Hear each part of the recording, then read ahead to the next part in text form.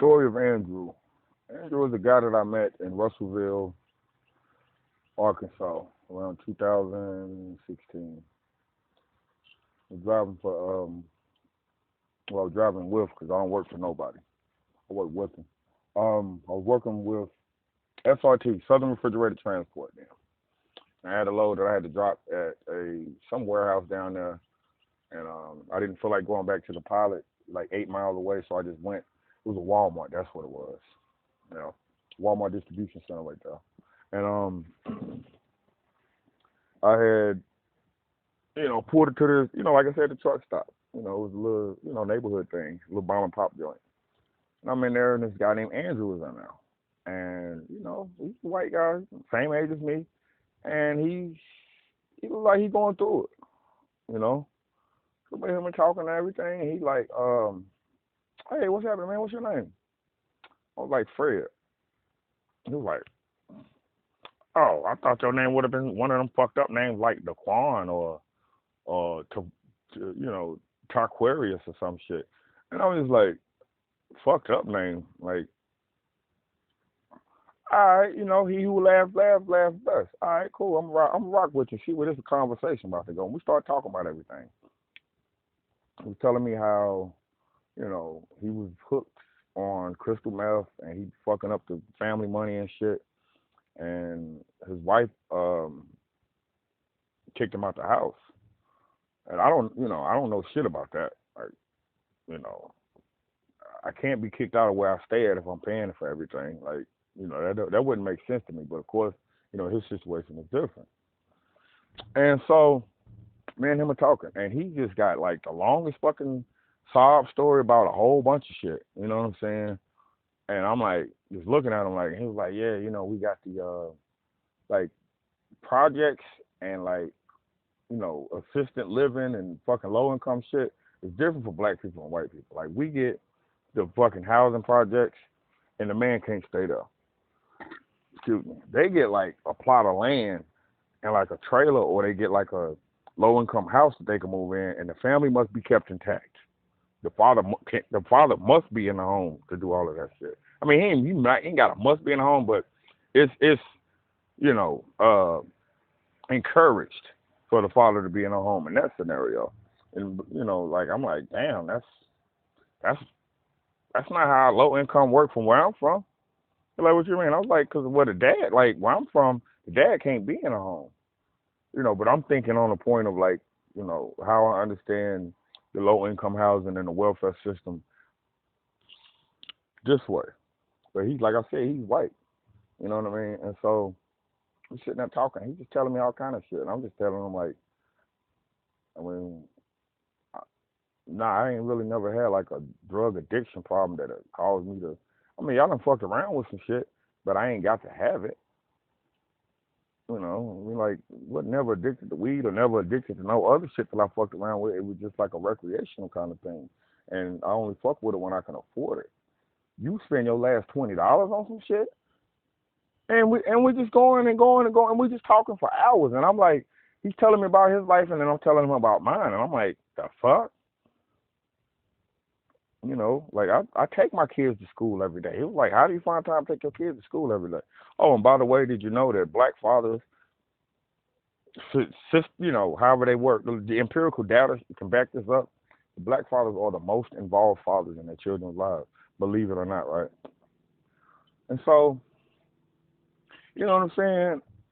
I tell them about my life and everything, like my early childhood and, how, things were great, fell off for a while, it was a fucked up, late 80s all the way to the end of the 90s, kind of a fucked up era. And then, back to upper middle class. And now, it's beyond that, but, it ain't about that right now in this conversation. And he just didn't understand. And then this motherfucker hit me with, at the end of all, like, everything I talked about. I was like, yeah, man, like, your parents together? Like, he was just picking my brain about everything about my life. And I'm like, yeah, like, whose parents aren't married? I grew up in a two-parent home, Well, actually, three-parent, because, my grandmother, we all were together for a while. You know what I mean? Until, and then grandma had to go to, then, you know, didn't want to put her in a nursing home, so she stayed. Yeah. But anyway, we're going to keep going with that.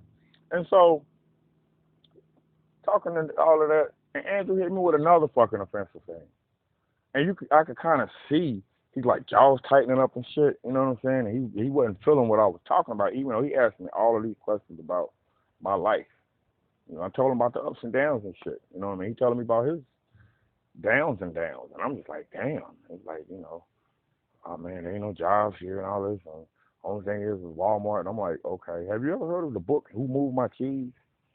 You know what I'm saying? Like in the book, they went to this place where they knew the cheese was gonna be there every day. Then one day they got there and the cheese wasn't there, so they had to keep looking until they found the cheese again. That doesn't like strike a chord with you or nothing. Like you can't find the cheese and you just stop. We have a different mentality here. I'm used to things not going my way. When shit don't go your way, y'all motherfuckers.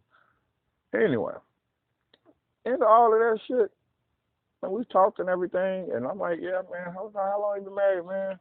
I was like, shit, I've been married since I was like fucking 21. At this time, like I said, I was about, 36?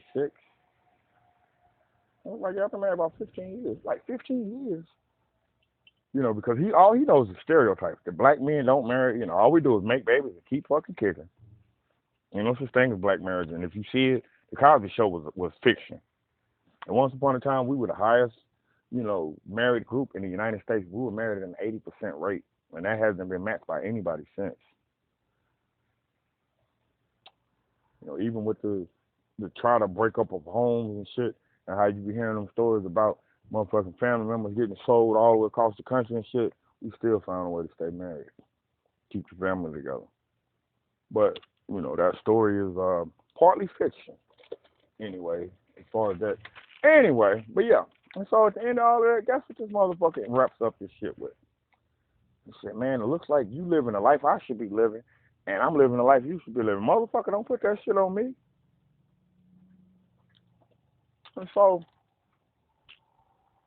I'm just sitting there talking to Andrew, and I'm like, yo, how old are you? And we the same age.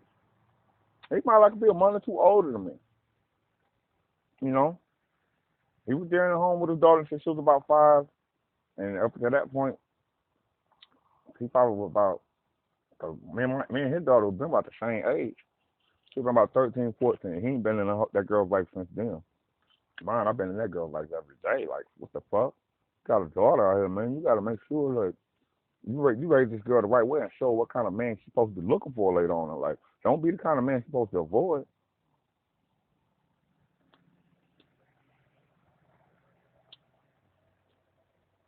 And yeah, like I said,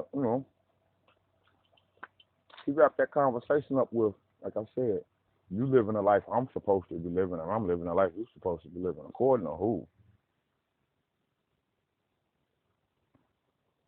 If I didn't feel sorry for you, I probably would have beat your ass right there. But, it is what it is.